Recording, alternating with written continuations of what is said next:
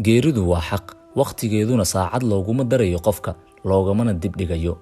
Muno oo maanta geeriyootay waxay dadka Soomaaliyeed uga baahan tahay ayaa ah kaliya duco, ee haddii muuqaalkan uu ku soo gaaro u duceey walaasha Soomaaliyeed.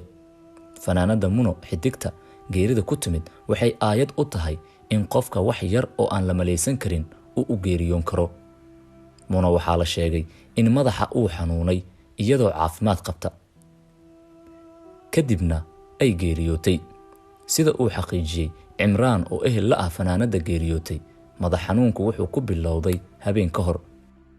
gabar walaashay aan la hadlayay waxay igu tiri xalay bay ila hadashay, waxay igu tiri habeen horaan meel xaflad ku lahayno markaan ka imi madaxan xoogaa layga qabtay, ilaa hadda habaryaray waan xanuunsanahay bay ku tiri. marka hadee waxa weeye qof kastiba ma oga inta loo soo jiro, gooruu dhimanayana ma oga. marka Muno runtii waxaan ka codsanayaa heesaheeda iyo inaan la soo qaadqaadan oo maaragtay ummadda Soomaaliyeed ay iska dayso. qofku haddii uu dhinto in la iska daya fiican. weliba waa maalin Ramadaan, waa 27 ilaahay teedii baa soo gashay, xilligeedii bay dhimatay. waxaan leeyahay ilaahay samir iyo iimaan hanaga siiyo. hadalka ma doonayo inaan badiyo, laakiin kaliya waxaan rabaa inaad iigu ducaysaan walaalayaalow. Xidigtu waxay qayb ka ahayd bandhig faneed qorshihiisu ahaa in fanaaniinta saameynta ku leh Soomaaliya ay ku qaban doonaan Muqdisho habeenka ciida. waxay caan ku ahayd cod macaani iyo dabeecad qurux badan, sida ay ka markaati kaceen hobalada kale ee saaxiibada la ah. laakiin intaas oo dhan qofka kama celin karto inuu baaqi ku sii ahaado adduunyadan oo waqtiga la dul joogayo inta uu la ekaan karo aanay cidina hubanti u haysanin. qaraabada marxuumadda waxay xaqiijiyeen in marka xanuunka madaxa laga reebo aysan ku arkin wax kale oo jira ah. aad ayayna u caafimaad qabtay sida ay sheegeen, balse maanta oo mar qura uu madaxu xanuunkiisii ku saa'iday kadibna ay wareertay dhulkana ku dhacday ayay u geeriyootay. waa awoodda Alle iyo in Alle xilli kasta iyo daqiiqad kasta uu qofku nafta ka qaadi karo. waa arrin mucjiso ah dhinaca kale, waana mowtul fajac naxdin ku beeray dhammaan ehel, asxaab iyo ummadda magaalada Muqdisho oo fanaanadu ay aad u jeclayd, iyaguna jeclaayeen. xidigaha fanaaniinta ee ku midoogay showga Eid Show ee Muqdisho lagu qaban rabo waxaa soo wajahday murug weyn. garabkoodii waxaa ka baxay walaal ay jeclaayeen fankeeda iyo wanaageeda qof ahaaneed.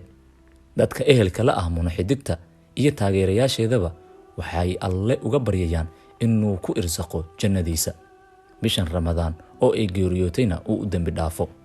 waa iska wuxuu ahaa xanuun yar oo madaxa laga qabtay. sida ay ii sheegtay gabar walaashay waxay igu tiri habaryaray madaxa layga hayaa, ilaa iyo habeen hore inta xafladda ka imiba madaxa layga hayaa. marka madax xanuunku yahay waxa weeye melagii buu ahaa. maantana way dhimatay.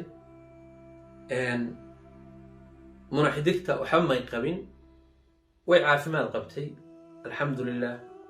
laakiin qofna ma ogaba, qof bini aadani ma oga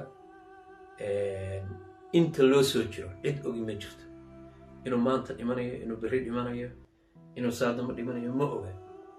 macnaha xaflad la isugu diyaarinayay maalinka ciidka in maaragtay la soo daayo ayaa maaragtay ayay ahayd, ay ka qayb ahayd xafladdaas weeye xafladda aad.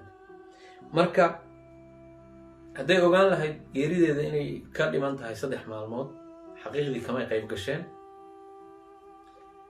tabeelahan hadda dhabarkayga ku yaallana way ku jirtaa oo way ka mid tahay. haatanna waa aragtaan dhinacan kale waxay kaga dhegan tahay tacsideedii, ma garanaysaan. marka dhammaan waxaa idinka codsanayaa ummadda Soomaaliyeed inaan u ducayno. lama oga in showga ciida ee fanaanadu qaybta ka ahayd uu qabsoomi doono iyo in uu baaqday, maadaama marka laga soo tago geerida walaasheen Muno ay dhinaca kale ku jirto cibro qaadasho.